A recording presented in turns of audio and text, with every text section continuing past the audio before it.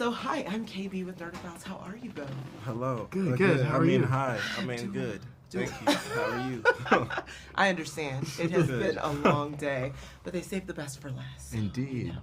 So I have to ask both of you, and I can start with you, Ethan, to share first. But what did working on this particular project and kind of stepping into the respective roles of Elwood and Turner, what did that teach you in your own lives that you will always carry with you? I think, playing Elwood means to be a resilient person at all times that is steadfast in their beliefs and continuously fights for the right thing. And so, not to say that that was missing in my life beforehand, but I think that it inspired me and continues to inspire me to, just continue to lead with love and continue to fight for the right thing. What about for you, Brandon, in terms of, how has Turner impacted your life in such a way that you'll, kind of carry with you as you move forward?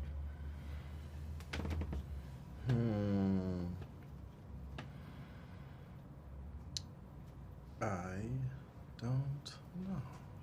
I know that getting to play Turner has gifted me the opportunity to meet RaMell and Ethan and Aunjanue and Fred and Hamish and Luke and Jaquan and everybody. So I'll take that. Yeah. It's a beautiful thing to have, though, right? Yeah. Developing kind of those relationships in that way that will last for a lifetime. And Edward and Amanda. You said, please, I can keep going. I love it. And so obviously, the body of work, it's hard to navigate kind of stories of trauma in this way. And obviously everyone should know the story because we should know about these young Black boys.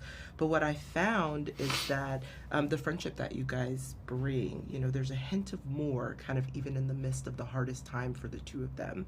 So how has maybe even the friendship between the two of you kind of helped heal you? And, how did it provide kind of, I think, a sense of calm while filming such heaviness? So maybe I'll start with you to share that. Oh yeah, I think if making this movie felt heavy and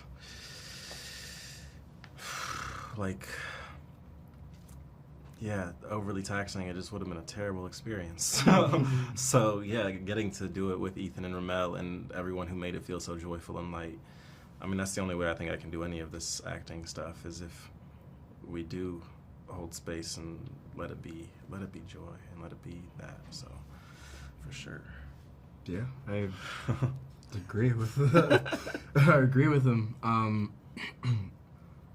Thank goodness we were able to have, each other to kind of lean on and,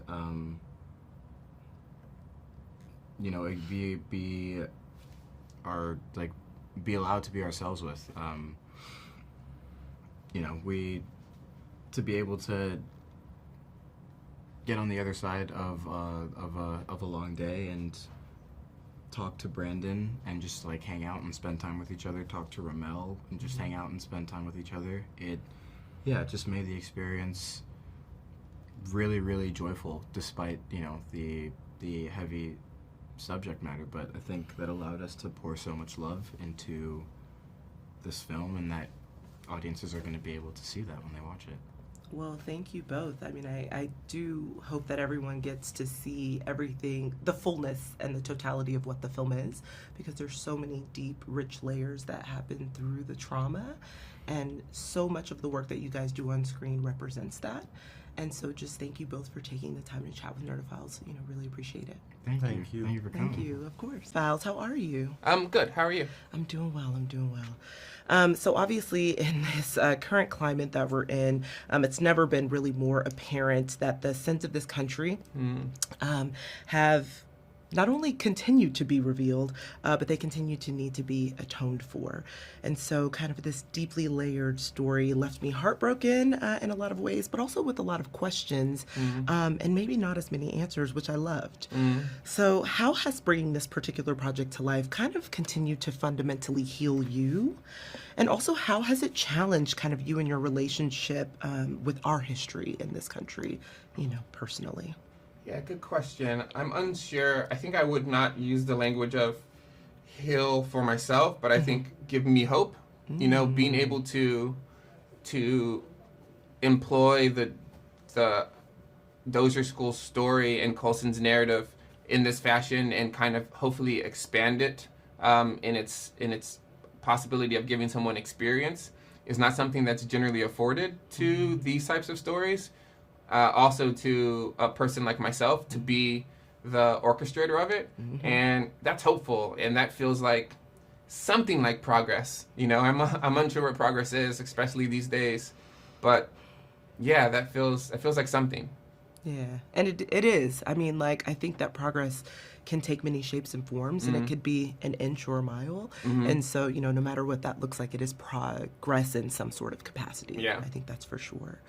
But obviously, the subject matter, while it is deeply traumatic in a lot of ways, what I appreciate about your filmmaking are there are pockets of joy, and that joy kind of comes through that deeply intimate relationship between Turner and Elwood. So I wanted to ask kind of how your own relationships with your friends kind of influenced what we see on screen between the two of them. Yeah, my relationships with my friends, and I'd add my family in there, I think helps me realize, despite our natural selfish urges and despite our egos and the narcissism that's kind of built into human consciousness, that there's nothing more beautiful than being seen by someone, and there's nothing more beautiful than yourself opening up because of that process, right? Like the love that's exchanged through having yourself validated through the eyes of others. I mean, we know that we're shaped largely by the way people see us. And so if it's generous in that vision, then I want to say, for lack of a better word, the sky's the limit. Oh, I like that. I like that a lot. And so my last question is, I have to know, can you share a little bit about your decision to present this scope of work kind of visually from Elwood's POV first, and then switching almost rapidly to Turner's? Yeah. How did you determine that was going to be the best course of action in using the camera specifically in that way? Because what I found is it provides like an additional layer of richness to the story that I wasn't expecting. Yeah, I think when the idea of point of view came up, in the writing process, the first thing you need to think about is, and this is with Jocelyn Barnes, of course, who's the co-writer and also producer, who gets point of view, right? Because in theory, why doesn't everyone, Why not Hattie? Is it just the people of color? Is it X person? Is it Y person? Okay, we'll only give it to Elwood. Because that just makes things more simple, You take that through the story, then you come to Turner, and you're like, well, what if Turner got it? And then it just all opens up, because from, Coulson's narrative, the way that their perspective on the world happens linguistically, if you can do that visually and, have them blend together also through conversation, it just seems like one of the most beautiful things, especially because them seeing each other. And yeah, it kind of simplified the film in a way, Now we know almost what every shot should look like. Yeah, and I will say, in some ways, it almost seems like, they never would have met outside of this circumstance, and they never would have been friends, really. Yeah. And I think having the different POV really allows their friendship to open up in a way that is beautiful to see on screen. Yeah. Being able to, go from Elwood's to Turner's in that way. Yeah. You also get to see, I think, which is maybe the most special part. I think there's two special parts. I only say one. Is that you get to see how each other look at each other, right?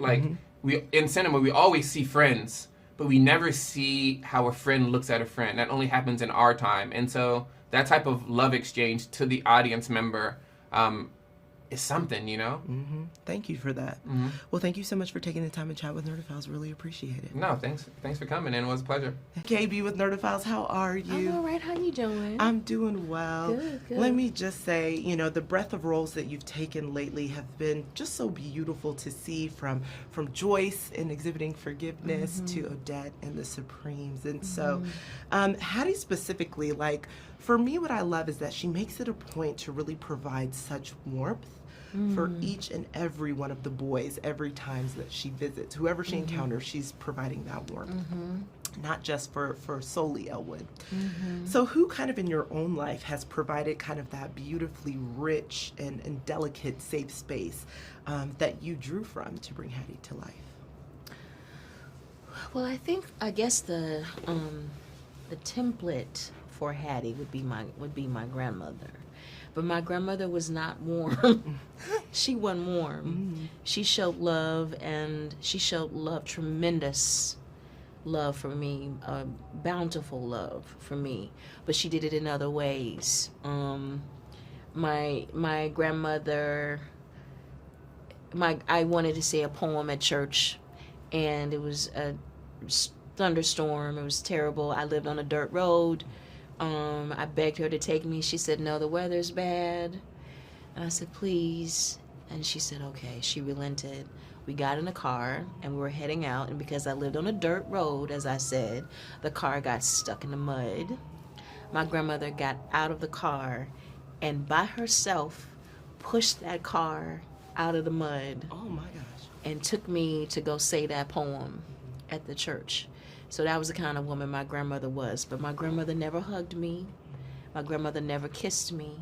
She never did any of those things. But she loved me crazily.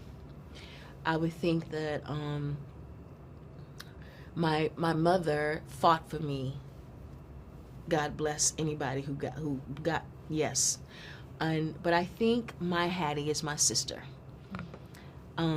Talk about warmth and a smile and love. That's my sister Sasha.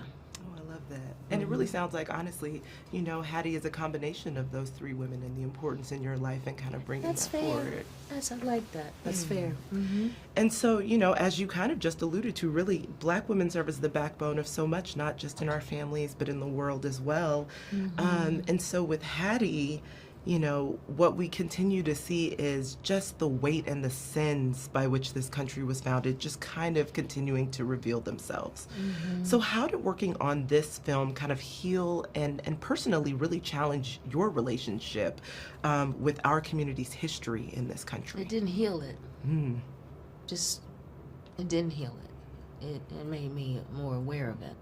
You know, it's you know, you yeah, it's another example of that kind of brutality that I didn't know about, and I think few people in this country know about or care, you know, and it made me a witness to yet another example of that brutality. So it didn't heal anything, you know, and I'm not looking for that. And I think that's what sometimes people come to the theater, they want to be healed by something, and some films work like that, and you know, bless them for that. But I think Nickel Boys acts in another way that is just as important. It is just as important to see a film so you can be a witness to something. And I think that's the work of Nickel Boys, that we become a witness, a participating witness with the way that RaMell shot it, into what happened to these children. Well, thank you so much for that, and obviously just a beautiful performance. And it is such a heartfelt film in the sense that, like, for us it's different, you know, it touches us differently, we understand things a bit differently. So just thank you for your time and chatting with Nerdophiles. Really appreciate it. Thank you.